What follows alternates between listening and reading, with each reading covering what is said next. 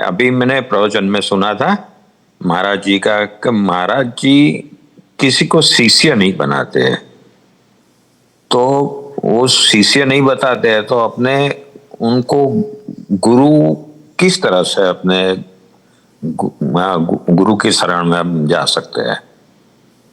महाराज जी शिष्य नहीं बनाते, लेकिन हमें उनको गुरु मानना होगा।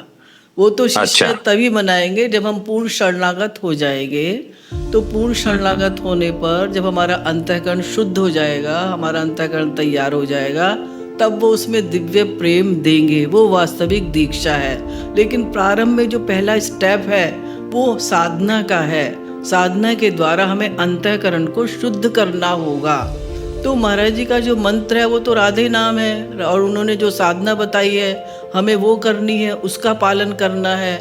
उनके मार्गदर्शन में चलना, उनके बताए हुए उपदेशों का पालन करना, वही उनको गुरु मानना है। यानी हम कहीं और ना भटक के इस विश्वास के साथ उनके सिद्धांतों का पालन करें कि भाई वो जगत गुरु उत्तम है और वह मुझे अवश्य मुझे भगवत प्राप्ति के बाद भी मेरा साथ देंगे। श्री महाराज जी ने तो ये कहा है कि गुरु सदा तुम्हारे साथ रहेगा। महाराज जी ने जो भी उपदेश लिख के दिए हैं, जो भी मैसेजेस लिख के दिए हैं, उसमें भी ये लिखा है सदा तुम्हारा सहायक। तो महाराज जी तो ऐसे गुरु हैं कि उनको आज भी हृदय से स्वीकार करके कि हे गुरुदेव, मैं आपकी शरण में हूँ और आपकी ही कृपा चाहता हूँ, और आपके ही सिद्धांतों का पालन करते हुए, आपके ही उपदेशों का पालन करते हुए मैं अपना जीवन व्यतीत करूँगा। बस मेरे ऊपर आप कृपा कीजिएगा। जब फिटिंग कोई कर लेता है घर में पूरी वायरिंग, उसके बाद ही तो जाता है वो पावर हाउस में कि मुझे कनेक्शन दे दो।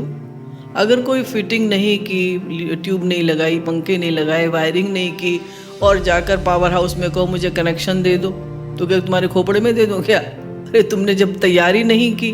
तो महाराज जी शिष्य बनाने से तात्पर्य यही है कि जब हमारा अंतःकरण शुद्ध हो जाएगा और दिव्य हो जाएगा, तब गुरु किसी भी रूप में आकर हमें प्रेम दान करेंगे। वो वास्तविक दीक्षा है। तो हमें उनको गुरु मानना होगा। वो शिष्य माने या न माने, हम उनके अनुयायी हैं, फॉलोअर्स हैं। शिष्य तो वही है जो पूर्ण शरणागत हो जाता है, जो उनको ही अपना मान लेता है। अभी हमारी संसार में भी आ सकती है, भगवान में भी थोड़ी थोड़ी है, पूरी तो नहीं है हमारी। तो जब पूरी आसक्ति हमारी भगवान में हो जाएगी, तब हम शिष्य बनने के अधिकारी होंगे। अभी तो हम क्वालिफाइड ही नहीं है शिष्य बनने के। ये तात्पर्य है।